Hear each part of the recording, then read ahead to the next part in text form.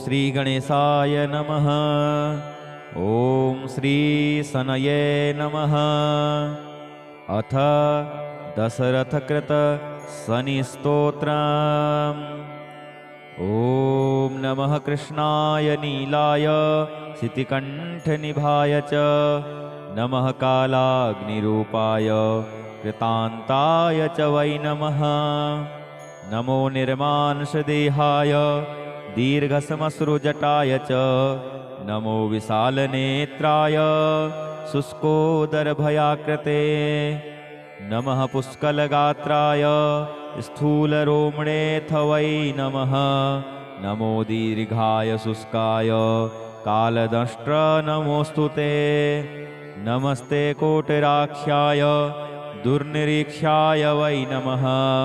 नमो घोराय रौद्राय भीषणाय कपालिने नमस्ते सर्वभक्ष्याय बलिमुख नमोऽस्तु ते। सूर्यपुत्र नमस्तेस्तु भास्करे अभयदाय च अधोदृष्टेः नमस्तेस्तु संवर्तक नमोऽस्तु ते। नमो मन्दगते तुभ्यं निस्त्रिंसाय नमोऽस्तु ते। तपसादग्धदेहाय नित्यं योगरताय च नमो नित्यं क्षुधार्ताय अतृप्ताय च वै नमः। ज्ञानचक्षुर्नमस्तेस्तु कश्यपात्मजसूनवे तुष्टो ददासि वैराज्यं हृष्टो हरसि तत्क्षणात्। देवासुरमनुष्याश्च सिद्धविद्याधरोरगाः त्वया विलोकिताः सर्वे नाशमयान्ति समूलतः। प्रसाद कुरु मे सौरे वारदो भव भास्करे एवं स्तुस्तदा शौरिर्गृहराजो महाबलः। एवं स्तुस्तदा शौरिर्गृहराजो महाबलः। इति श्री शनिस्तोत्रम्। अथ श्री नवग्रहस्तोत्रम्। ॐ जपाकुसुमसङ्कासं काश्यपेयं महाद्युतिं तमोरिं सर्वपापाघ्नं प्रणतोऽस्मि दिवाकरं। दधिशङ्खतुषाराभं क्षीरोदार्णवसम्भवं नमामि शशिनं सोमं शम्भोर्मुकुटभूषणं। धरणीगर्भसम्भूतं विद्युत्कान्तिसमप्रभं कुमारं शक्तिहस्तं तं मङ्गलं प्रणमाम्यहम्। प्रियङ्गुकलिकाश्यामं रूपेण प्रतिमं बुधं सौम्यं सौम्यगुणोपेतं तं बुधं प्रणमाम्यहम्। देवानां च ऋषीणां च गुरुं काञ्चनसन्निभं बुद्धिभूतं त्रिलोकेशं तं नमामि बृहस्पतिं। हिमकुन्दमृणालाभं दैत्यानां परमं गुरुं सर्वशास्त्रप्रवक्तारं भार्गवं प्रणमाम्यहम्।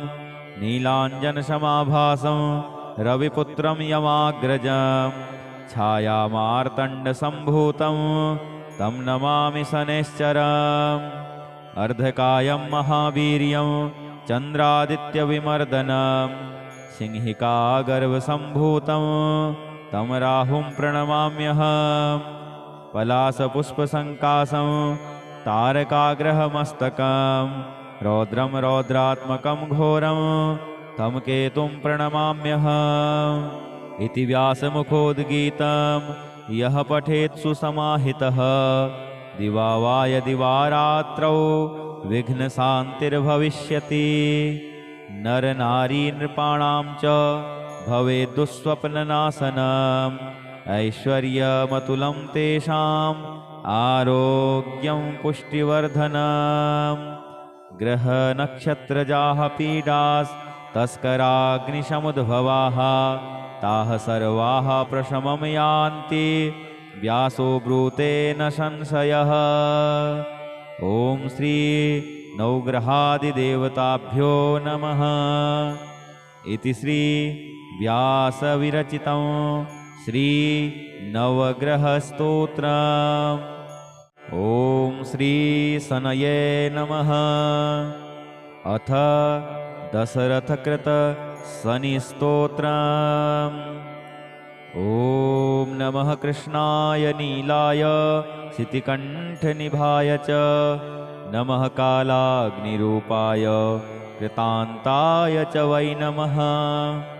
नमो निर्मांशदेहाय दीर्घश्मश्रुजटाय च नमो विशालनेत्राय शुष्कोदरभयाकृते नमः पुष्कलगात्राय स्थूलरोमणेऽथ वै नमः। नमो दीर्घाय शुष्काय कालदंष्ट्र नमोऽस्तु ते। नमस्ते कोटिराख्याय दुर्निरीक्षाय वै नमः। नमो घोराय रौद्राय भीषणाय कपालिने नमस्ते सर्वभक्ष्याय बलिमुख नमोऽस्तु ते। सूर्यपुत्र नमस्तेस्तु भास्करे अभयदाय च अधोदृष्टेः नमस्तेस्तु संवर्तक नमोऽस्तु ते। नमो मन्दगते तुभ्यं निस्त्रिंसाय नमोऽस्तु ते। तपसादग्धदेहाय नित्यं योगरताय च नमो नित्यं क्षुधार्ताय अतृप्ताय च वै नमः। ज्ञानचक्षुर्नमस्तेस्तु कश्यपात्मजसूनवे तुष्टो ददासि वैराज्यं हृष्टो हरसि तत्क्षणात्। देवासुरमनुष्याश्च सिद्धविद्याधरोरगाः त्वया विलोकिताः सर्वे नाशमयान्ति समूलतः। प्रसाद कुरु मे सौरे वारदो भव भास्करे एवं स्तुस्तदा सौरिर्गृहराजो महाबलः। एवं स्तुस्तदा सौरिर्गृहराजो महाबलः। इति श्री शनिस्तोत्रम्। अथ श्री नवग्रहस्तोत्रम्। ॐ जपाकुसुमसङ्कासं काश्यपेयं महाद्युतिं तमोरिं सर्वपापाघ्नं प्रणतोऽस्मि दिवाकरं। दधिशङ्खतुषाराभं क्षीरोदार्णवसम्भवं नमामि शशिनं सोमं शम्भोर्मुकुटभूषणं। धरणीगर्भसम्भूतं विद्युत्कान्तिसमप्रभं कुमारं शक्तिहस्तं तं मङ्गलं प्रणमाम्यहम्। प्रियङ्गुकलिकाश्यामं रूपेणाप्रतिमं बुधं सौम्यं सौम्यगुणोपेतं तं बुधं प्रणमाम्यहम्। देवानां च ऋषीणां च गुरुं काञ्चनसन्निभं बुद्धिभूतं त्रिलोकेशं तं नमामि बृहस्पतिं। हिमकुन्दमृणालाभं दैत्यानां परमं गुरुं सर्वशास्त्रप्रवक्तारं भार्गवं प्रणमाम्यहम्। नीलाञ्जनसमाभासं रविपुत्रं यमाग्रजं छायामार्तण्डसम्भूतं तं नमामि शनैश्चरम्। अर्धकायं महावीर्यं चन्द्रादित्यविमर्दनं सिंहिकागर्भसम्भूतं तं राहुं प्रणमाम्यहम्। पलाशपुष्पसङ्कासं तारकाग्रहमस्तकं रौद्रं रौद्रात्मकं घोरं तं केतुं प्रणमाम्यहम्। इति व्यासमुखोद्गीतं यः पठेत् सुसमाहितः दिवा वा यदि वा रात्रौ विघ्नशान्तिर्भविष्यति। नरनारी नृपाणां च भवेत् दुःस्वप्ननाशनम् ऐश्वर्यमतुलं तेषाम् आरोग्यं पुष्टिवर्धनम्। ग्रहनक्षत्रजाः पीडास्तस्कराग्निसमुद्भवाः ताः सर्वाः प्रशमं यान्ति व्यासो ब्रूते न संशयः। ॐ श्री नवग्रहादिदेवताभ्यो नमः। इति श्री व्यासविरचितं श्री नवग्रहस्तोत्रम्। ॐ श्री शनये नमः।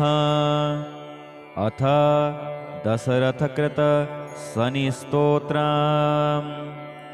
ॐ नमः कृष्णाय नीलाय शितिकण्ठनिभाय च नमः कालाग्निरूपाय कृतान्ताय च वै नमः। नमो निर्मांशदेहाय दीर्घश्मश्रुजटाय च नमो विशालनेत्राय शुष्कोदरभयाकृते नमः पुष्कलगात्राय स्थूलरोमणेऽथ वै नमः। नमो दीर्घाय शुष्काय कालदंष्ट्र नमोऽस्तु ते। नमस्ते कोटिराख्याय दुर्निरीक्षाय वै नमः। नमो घोराय रौद्राय भीषणाय कपालिने नमस्ते सर्वभक्ष्याय बलिमुख नमोऽस्तु ते। सूर्यपुत्र नमस्तेस्तु भास्करे अभयदाय च अधोदृष्टेः नमस्तेस्तु संवर्तक नमोऽस्तु ते। नमो मन्दगते तुभ्यं निस्त्रिंसाय नमोऽस्तु ते। तपसादग्धदेहाय नित्यं योगरताय च नमो नित्यं क्षुधार्ताय अतृप्ताय च वै नमः। ज्ञानचक्षुर्नमस्तेस्तु कश्यपात्मजसूनवे तुष्टो ददासि वैराज्यं हृष्टो हरसि तत्क्षणात्। देवासुरमनुष्याश्च सिद्धविद्याधरोरगाः त्वया विलोकिताः सर्वे नाशमयान्ति समूलतः। प्रसाद कुरु मे सौरे वारदो भव भास्करे एवं स्तुस्तदा सौरिर्गृहराजो महाबलः। एवं स्तुस्तदा सौरिर्गृहराजो महाबलः। इति श्री शनिस्तोत्रम्। अथ श्री नवग्रहस्तोत्रम्। ॐ जपाकुसुमसङ्कासं काश्यपेयं महाद्युतिं तमोरिं सर्वपापाघ्नं प्रणतोऽस्मि दिवाकरं। दधिशङ्खतुषाराभं क्षीरोदार्णवसम्भवं नमामि शशिनं सोमं शम्भोर्मुकुटभूषणं। धरणीगर्भसम्भूतं विद्युत्कान्तिसमप्रभं कुमारं शक्तिहस्तं तं मङ्गलं प्रणमाम्यहम्। प्रियङ्गुकलिकाश्यामं रूपेण प्रतिमं बुधं सौम्यं सौम्यगुणोपेतं तं बुधं प्रणमाम्यहम्। देवानां च ऋषीणां च गुरुं काञ्चनसन्निभं बुद्धिभूतं त्रिलोकेशं तं नमामि बृहस्पतिं। हिमकुन्दमृणालाभं दैत्यानां परमं गुरुं सर्वशास्त्रप्रवक्तारं भार्गवं प्रणमाम्यहम्। नीलाञ्जनसमाभासं रविपुत्रं यमाग्रजं छायामार्तण्डसम्भूतं तं नमामि शनैश्चरम्। अर्धकायं महावीर्यं चन्द्रादित्यविमर्दनं सिंहिकागर्भसम्भूतं तं राहुं प्रणमाम्यहम्। पलाशपुष्पसङ्कासं तारकाग्रहमस्तकं रौद्रं रौद्रात्मकं घोरं तं केतुं प्रणमाम्यहम्। इति व्यासमुखोद्गीतं यः पठेत् सुसमाहितः दिवा वा यदि वा रात्रौ विघ्नशान्तिर्भविष्यति। नरनारी नृपाणां च भवेत् दुःस्वप्ननाशनम् ऐश्वर्यमतुलं तेषाम् आरोग्यं पुष्टिवर्धनम्। ग्रहनक्षत्रजाः पीडास्तस्कराग्निसमुद्भवाः ताः सर्वाः प्रशमं यान्ति व्यासो ब्रूते न संशयः। ॐ श्री नवग्रहादिदेवताभ्यो नमः। इति श्री व्यासविरचितं श्री नवग्रहस्तोत्रम्। ॐ श्री शनये नमः। अथ दशरथकृत शनिस्तोत्रम्। ॐ नमः कृष्णाय नीलाय शितिकण्ठनिभाय च नमः कालाग्निरूपाय कृतान्ताय च वै नमः। नमो निर्मांशदेहाय दीर्घसमश्रुजटाय च नमो विशालनेत्राय शुष्कोदरभयाकृते नमः पुष्कलगात्राय स्थूलरोमणेऽथ वै नमः। नमो दीर्घाय शुष्काय कालदंष्ट्र नमोऽस्तु ते। नमस्ते कोटराक्षाय दुर्निरीक्षाय वै नमः। नमो घोराय रौद्राय भीषणाय कपालिने नमस्ते सर्वभक्ष्याय बलिमुख नमोऽस्तु ते। सूर्यपुत्र नमस्तेस्तु भास्करे अभयदाय च अधोदृष्टेः नमस्तेस्तु संवर्तक नमोऽस्तु ते। नमो मन्दगते तुभ्यं निस्त्रिंसाय नमोऽस्तु ते।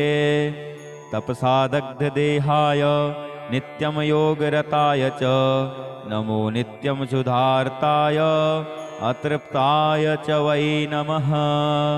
ज्ञानचक्षुर्नमस्तेस्तु कश्यपात्मजसूनवे तुष्टो ददासि वैराज्यं हृष्टो हरसि तत्क्षणात्। देवासुरमनुष्याश्च सिद्धविद्याधरोरगाः त्वया विलोकिताः सर्वे नाशमयान्ति समूलतः। प्रसाद कुरु मे सौरे वारदो भव भास्करे एवं स्तुस्तदा सौरिर्गृहराजो महाबलः। एवं स्तुस्तदा सौरिर्गृहराजो महाबलः। इति श्री शनिस्तोत्रम्। अथ श्री नवग्रहस्तोत्रम्। ॐ जपाकुसुमसङ्कासं काश्यपेयं महाद्युतिं तमोरिं सर्वपापाघ्नं प्रणतोऽस्मि दिवाकरं। दधिशङ्खतुषाराभं क्षीरोदार्णवसम्भवं नमामि शशिनं सोमं शम्भोर्मुकुटभूषणं। धरणीगर्भसम्भूतं विद्युत्कान्तिसमप्रभं कुमारं शक्तिहस्तं तं मङ्गलं प्रणमाम्यहम्। प्रियङ्गुकलिकाश्यामं रूपेण प्रतिमं बुधं सौम्यं सौम्यगुणोपेतं तं बुधं प्रणमाम्यहम्। देवानां च ऋषीणां च गुरुं काञ्चनसन्निभं बुद्धिभूतं त्रिलोकेशं तं नमामि बृहस्पतिं। हिमकुन्दमृणालाभं दैत्यानां परमं गुरुं सर्वशास्त्रप्रवक्तारं भार्गवं प्रणमाम्यहम्। नीलाञ्जनसमाभासं रविपुत्रं यमाग्रजं छायामार्तण्डसम्भूतं तं नमामि शनैश्चरम्। अर्धकायं महावीर्यं चन्द्रादित्यविमर्दनं सिंहिकागर्भसम्भूतं तं राहुं प्रणमाम्यहम्। पलाशपुष्पसङ्कासं तारकाग्रहमस्तकं रौद्रं रौद्रात्मकं घोरं तं केतुं प्रणमाम्यहम्।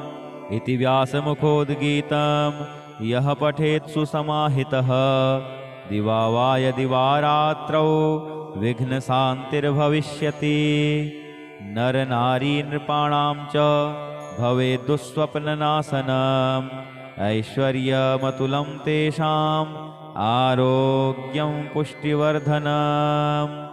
ग्रहनक्षत्रजाः पीडास्तस्कराग्निसमुद्भवाः ताः सर्वाः प्रशमं यान्ति व्यासो ब्रूते न संशयः। ॐ श्री नवग्रहादिदेवताभ्यो नमः। इति श्री व्यासविरचितं श्री नवग्रहस्तोत्रम्। ॐ श्री शनये नमः। अथ दशरथकृत शनिस्तोत्रम्। ॐ नमः कृष्णाय नीलाय शितिकण्ठनिभाय च नमः कालाग्निरूपाय कृतान्ताय च वै नमः।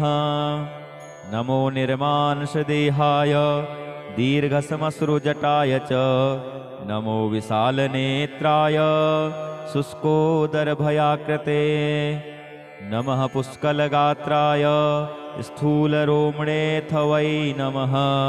नमो दीर्घाय शुष्काय कालदंष्ट्र नमोऽस्तु ते। नमस्ते कोटराक्षाय दुर्निरीक्षाय वै नमः। नमो घोराय रौद्राय भीषणाय कपालिने नमस्ते सर्वभक्ष्याय बलिमुख नमोऽस्तु ते। सूर्यपुत्र नमस्तेस्तु भास्करे अभयदाय च अधोदृष्टेः नमस्तेस्तु संवर्तक नमोऽस्तु ते। नमो मन्दगते तुभ्यं निस्त्रिंसाय नमोऽस्तु ते। तपसादग्धदेहाय नित्यं योगरताय च नमो नित्यं क्षुधार्ताय अतृप्ताय च वै नमः। ज्ञानचक्षुर्नमस्तेस्तु कश्यपात्मजसूनवे तुष्टो ददासि वैराज्यं हृष्टो हरसि तत्क्षणात्। देवासुरमनुष्याश्च सिद्धविद्याधरोरगाः त्वया विलोकिताः सर्वे नाशमयान्ति समूलतः। प्रसाद कुरु मे सौरे वारदो भव भास्करे एवं स्तुस्तदा सौरिर्गृहराजो महाबलः। एवं स्तुस्तदा सौरिर्गृहराजो महाबलः। इति श्री शनिस्तोत्रम्। अथ श्री नवग्रहस्तोत्रम्। ॐ जपाकुसुमसङ्कासं काश्यपेयं महाद्युतिं तमोरिं सर्वपापाघ्नं प्रणतोऽस्मि दिवाकरं। दधिशङ्खतुषाराभं क्षीरोदार्णवसम्भवं नमामि शशिनं सोमं शम्भोर्मुकुटभूषणं। धरणीगर्भसम्भूतं विद्युत्कान्तिसमप्रभं कुमारं शक्तिहस्तं तं मङ्गलं प्रणमाम्यहम्। प्रियङ्गुकलिकाश्यामं रूपेण प्रतिमं बुधं सौम्यं सौम्यगुणोपेतं तं बुधं प्रणमाम्यहम्। देवानां च ऋषीणां च गुरुं काञ्चनसन्निभं बुद्धिभूतं त्रिलोकेशं तं नमामि बृहस्पतिं। हिमकुन्दमृणालाभं दैत्यानां परमं गुरुं सर्वशास्त्रप्रवक्तारं भार्गवं प्रणमाम्यहम्। नीलाञ्जनसमाभासं रविपुत्रं यमाग्रजं छायामार्तण्डसम्भूतं तं नमामि शनैश्चरम्। अर्धकायं महावीर्यं चन्द्रादित्यविमर्दनं सिंहिकागर्भसम्भूतं तं राहुं प्रणमाम्यहम्। पलाशपुष्पसङ्कासं तारकाग्रहमस्तकं रौद्रं रौद्रात्मकं घोरं तं केतुं प्रणमाम्यहम्। इति व्यासमुखोद्गीतं यः पठेत् सुसमाहितः दिवा वा यदि वा रात्रौ विघ्नशान्तिर्भविष्यति। नरनारी नृपाणां च भवेत् दुःस्वप्ननाशनम् ऐश्वर्यमतुलं तेषाम् आरोग्यं पुष्टिवर्धनम्।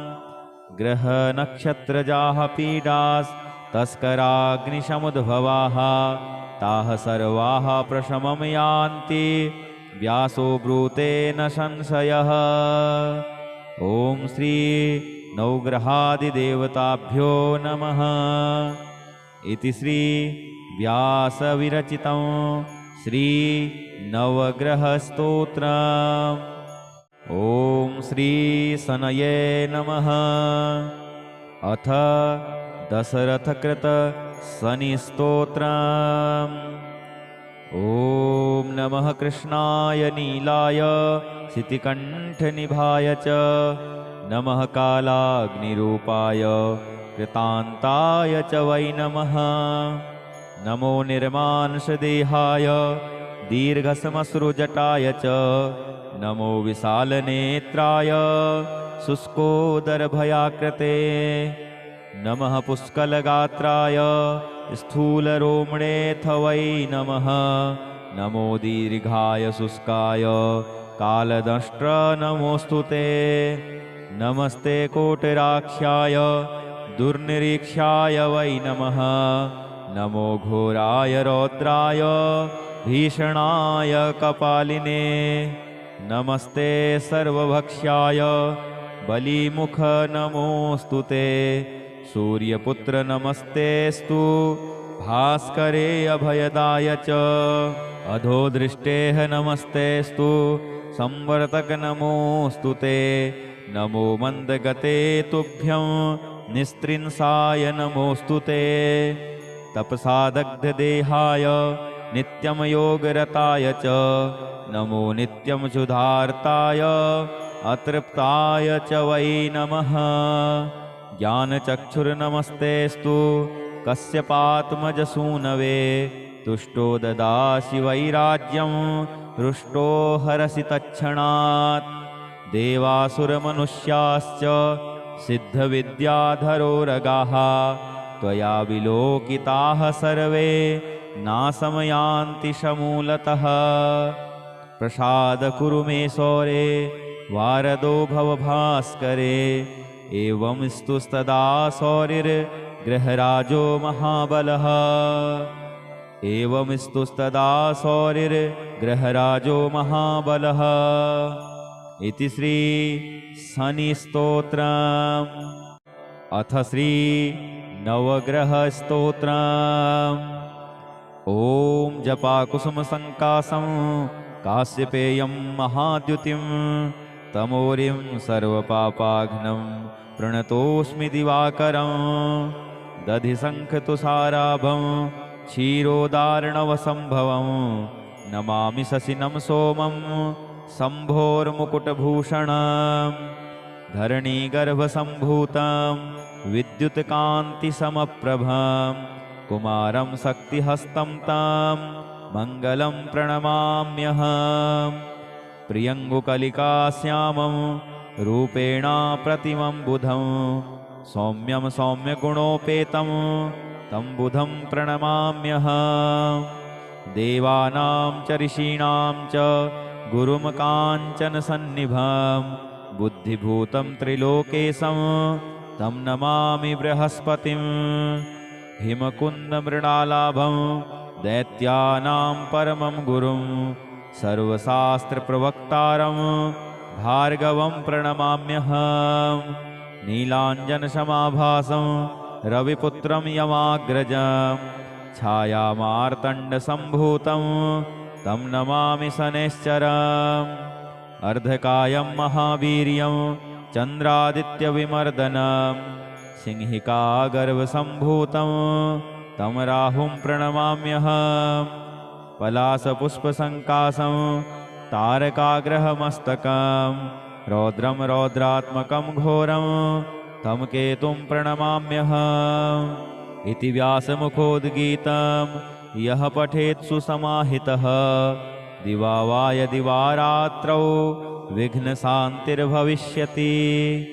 नरनारी नृपाणां च भवेत् दुःस्वप्ननाशनम् ऐश्वर्यमतुलं तेषाम् आरोग्यं पुष्टिवर्धनम्। ग्रहनक्षत्रजाः पीडास्तस्कराग्निसमुद्भवाः ताः सर्वाः प्रशमं यान्ति व्यासो ब्रूते न संशयः। ॐ श्री नवग्रहादिदेवताभ्यो नमः। इति श्री व्यासविरचितं श्री नवग्रहस्तोत्रम्। ॐ श्री शनये नमः। अथ दशरथकृत शनिस्तोत्रम्। ॐ नमः कृष्णाय नीलाय सितिकण्ठनिभाय च नमः कालाग्निरूपाय कृतान्ताय च वै नमः। नमो निर्मांशदेहाय दीर्घसमश्रुजटाय च नमो विशालनेत्राय शुष्कोदरभयाकृते नमः पुष्कलगात्राय स्थूलरोमणेऽथ वै नमः। नमो दीर्घाय शुष्काय कालदंष्ट्र नमोऽस्तु ते। नमस्ते कोटिराक्षाय दुर्निरीक्षाय वै नमः। नमो घोराय रौद्राय भीषणाय कपालिने नमस्ते सर्वभक्ष्याय बलिमुख नमोऽस्तु ते। सूर्यपुत्र नमस्तेस्तु भास्करे अभयदाय च अधोदृष्टेः नमस्तेस्तु संवर्तक नमोऽस्तु ते। नमो मन्दगते तुभ्यं निस्त्रिंसाय नमोऽस्तु ते।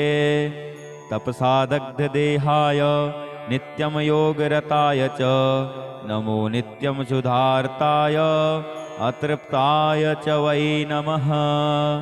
ज्ञानचक्षुर्नमस्तेस्तु कश्यपात्मजसूनवे तुष्टो ददासि वैराज्यं हृष्टो हरसि तत्क्षणात्। देवासुरमनुष्याश्च सिद्धविद्याधरोरगाः त्वया विलोकिताः सर्वे नाशमयान्ति समूलतः। प्रसाद कुरु मे सौरे वारदो भव भास्करे एवं स्तुस्तदा सौरिर्गृहराजो महाबलः। एवं स्तुस्तदा सौरिर्गृहराजो महाबलः। इति श्री शनिस्तोत्रम्।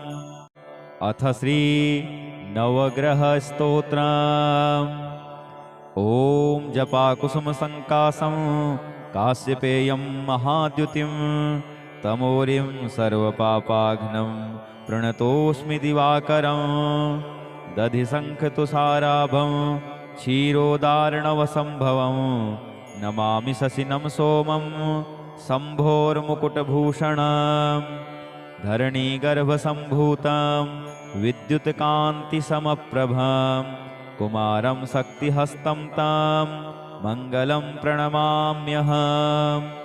प्रियङ्गुकलिकाश्यामं रूपेण प्रतिमं बुधं सौम्यं सौम्यगुणोपेतं तं बुधं प्रणमाम्यहम्। देवानां च ऋषीणां च गुरुं काञ्चनसन्निभं बुद्धिभूतं त्रिलोकेशं तं नमामि बृहस्पतिं।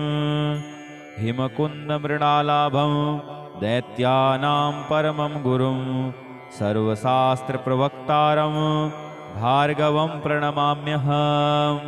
नीलाञ्जनसमाभासं रविपुत्रं यमाग्रजं छायामार्तण्डसम्भूतं तं नमामि शनैश्चरम्। अर्धकायं महावीर्यं चन्द्रादित्यविमर्दनं सिंहिकागर्भसम्भूतं तं राहुं प्रणमाम्यहम्। पलाशपुष्पसङ्कासं तारकाग्रहमस्तकं रौद्रं रौद्रात्मकं घोरं तं केतुं प्रणमाम्यहम्। इति व्यासमुखोद्गीतं यः पठेत् सुसमाहितः दिवा वा यदि वा रात्रौ विघ्नशान्तिर्भविष्यति।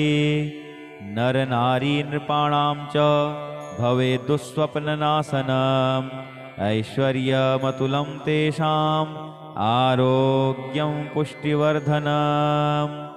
ग्रहनक्षत्रजाः पीडास्तस्कराग्निसमुद्भवाः ताः सर्वाः प्रशमं यान्ति व्यासो ब्रूते न संशयः। ॐ श्री नवग्रहादिदेवताभ्यो नमः। इति श्री व्यासविरचितं श्री नवग्रहस्तोत्रम्। ॐ श्री शनये नमः। अथ दशरथकृत शनिस्तोत्रम्। ॐ नमः कृष्णाय नीलाय शितिकण्ठनिभाय च नमः कालाग्निरूपाय कृतान्ताय च वै नमः। नमो निर्मांशदेहाय दीर्घसमश्रुजटाय च नमो विशालनेत्राय शुष्कोदरभयाकृते नमः पुष्कलगात्राय स्थूलरोमणेऽथ वै नमः। नमो दीर्घाय शुष्काय कालदंष्ट्र नमोऽस्तु ते। नमस्ते कोटिराक्षाय दुर्निरीक्षाय वै नमः। नमो घोराय रौद्राय भीषणाय कपालिने नमस्ते सर्वभक्ष्याय बलिमुख नमोऽस्तु ते। सूर्यपुत्र नमस्तेस्तु भास्करे अभयदाय च अधोदृष्टेः नमस्तेस्तु संवर्तक नमोऽस्तु ते। नमो मन्दगते तुभ्यं निस्त्रिंसाय नमोऽस्तु ते। तपसादग्धदेहाय नित्यं योगरताय च नमो नित्यं क्षुधार्ताय अतृप्ताय च वै नमः। ज्ञानचक्षुर्नमस्तेस्तु कश्यपात्मजसूनवे तुष्टो ददासि वैराज्यं हृष्टो हरसि तत्क्षणात्। देवासुरमनुष्याश्च सिद्धविद्याधरोरगाः त्वया विलोकिताः सर्वे नाशं यान्ति समूलतः। प्रसाद कुरु मे सौरे वारदो भव भास्करे एवं स्तुस्तदा सौरिर्गृहराजो महाबलः। एवं स्तुस्तदा सौरिर्गृहराजो महाबलः। इति श्री शनिस्तोत्रम्। अथ श्री नवग्रहस्तोत्रम्। ॐ जपाकुसुमसङ्कासं काश्यपेयं महाद्युतिं तमोरिं सर्वपापाघ्नं प्रणतोऽस्मि दिवाकरं। दधिशङ्खतुषाराभं क्षीरोदार्णवसम्भवं नमामि शशिनं सोमं शम्भोर्मुकुटभूषणं। धरणीगर्भसम्भूतं विद्युत्कान्तिसमप्रभं कुमारं शक्तिहस्तं तं मङ्गलं प्रणमाम्यहम्। प्रियङ्गुकलिकाश्यामं रूपेण प्रतिमं बुधं सौम्यं सौम्यगुणोपेतं तं बुधं प्रणमाम्यहम्। देवानां च ऋषीणां च गुरुं काञ्चनसन्निभं बुद्धिभूतं त्रिलोकेशं तं नमामि बृहस्पतिं। हिमकुन्दमृणालाभं दैत्यानां परमं गुरुं सर्वशास्त्रप्रवक्तारं भार्गवं प्रणमाम्यहम्। नीलाञ्जनसमाभासं रविपुत्रं यमाग्रजं छायामार्तण्डसम्भूतं तं नमामि शनैश्चरम्। अर्धकायं महावीर्यं चन्द्रादित्यविमर्दनं सिंहिकागर्भसम्भूतं तं राहुं प्रणमाम्यहम्। पलाशपुष्पसङ्कासं तारकाग्रहमस्तकं रौद्रं रौद्रात्मकं घोरं तं केतुं प्रणमाम्यहम्। इति व्यासमुखोद्गीतं यः पठेत् सुसमाहितः दिवा वा यदि वा रात्रौ विघ्नशान्तिर्भविष्यति। नरनारी नृपाणां च भवेत् दुःस्वप्ननाशनम् ऐश्वर्यमतुलं तेषाम् आरोग्यं पुष्टिवर्धनम्। ग्रहनक्षत्रजाः पीडास्तस्कराग्निसमुद्भवाः ताः सर्वाः प्रशमं यान्ति व्यासो ब्रूते न संशयः। ॐ श्री नवग्रहादिदेवताभ्यो नमः। इति श्री व्यासविरचितं श्री नवग्रहस्तोत्रम्। ॐ श्री शनये नमः। अथ दशरथकृत शनिस्तोत्रम्। ॐ नमः नमः कृष्णाय नीलाय शितिकण्ठनिभाय च नमः कालाग्निरूपाय कृतान्ताय च वै नमः। नमो निर्मांशदेहाय दीर्घसमश्रुजटाय च नमो विशालनेत्राय शुष्कोदरभयाकृते नमः पुष्कलगात्राय स्थूलरोमणेऽथ वै नमः। नमो दीर्घाय शुष्काय कालदंष्ट्र नमोऽस्तु ते। नमस्ते कोटराक्षाय दुर्निरीक्षाय वै नमः। नमो घोराय रौद्राय भीषणाय कपालिने नमस्ते सर्वभक्ष्याय बलिमुख नमोऽस्तु ते। सूर्यपुत्र नमस्तेस्तु भास्करे अभयदाय च अधोदृष्टेः नमस्तेस्तु संवर्तक नमोऽस्तु ते। नमो मन्दगते तुभ्यं निस्त्रिंसाय नमोऽस्तु ते। तपसादग्धदेहाय नित्यं योगरताय च नमो नित्यं क्षुधार्ताय अतृप्ताय च वै नमः। ज्ञानचक्षुर्नमस्तेस्तु कश्यपात्मजसूनवे तुष्टो ददासि वैराज्यं हृष्टो हरसि तत्क्षणात्। देवासुरमनुष्याश्च सिद्धविद्याधरोरगाः त्वया विलोकिताः सर्वे नाशमयान्ति समूलतः। प्रसाद कुरु मे सौरे वारदो भव भास्करे एवं स्तुस्तदा सौरिर्गृहराजो महाबलः। एवं स्तुस्तदा सौरिर्गृहराजो महाबलः। इति श्री शनिस्तोत्रम्। अथ श्री नवग्रहस्तोत्रम्। ॐ जपाकुसुमसङ्कासं काश्यपेयं महाद्युतिं तमोरिं सर्वपापाघ्नं प्रणतोऽस्मि दिवाकरं। दधिशङ्खतुषाराभं क्षीरोदार्णवसम्भवं नमामि शशिनं सोमं शम्भोर्मुकुटभूषणं। धरणीगर्भसम्भूतं विद्युत्कान्तिसमप्रभं कुमारं शक्तिहस्तं तं मङ्गलं प्रणमाम्यहम्।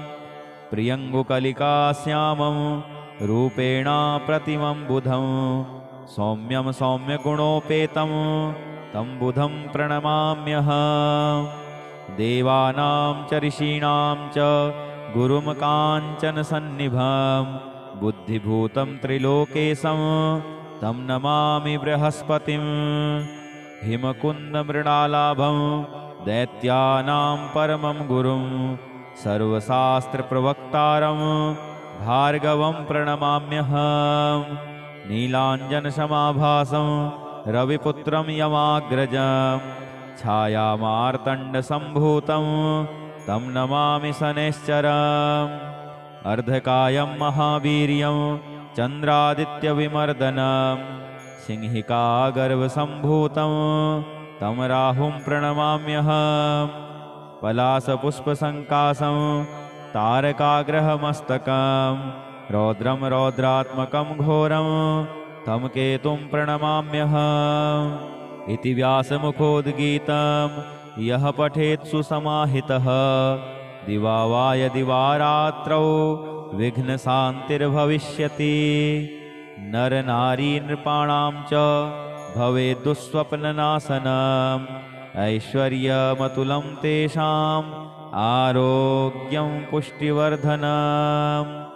ग्रहनक्षत्रजाः पीडास्तस्कराग्निसमुद्भवाः ताः सर्वाः प्रशमं यान्ति व्यासो ब्रूते न संशयः। ॐ श्री नवग्रहादिदेवताभ्यो नमः। इति श्री व्यासविरचितं श्री नवग्रहस्तोत्रम्।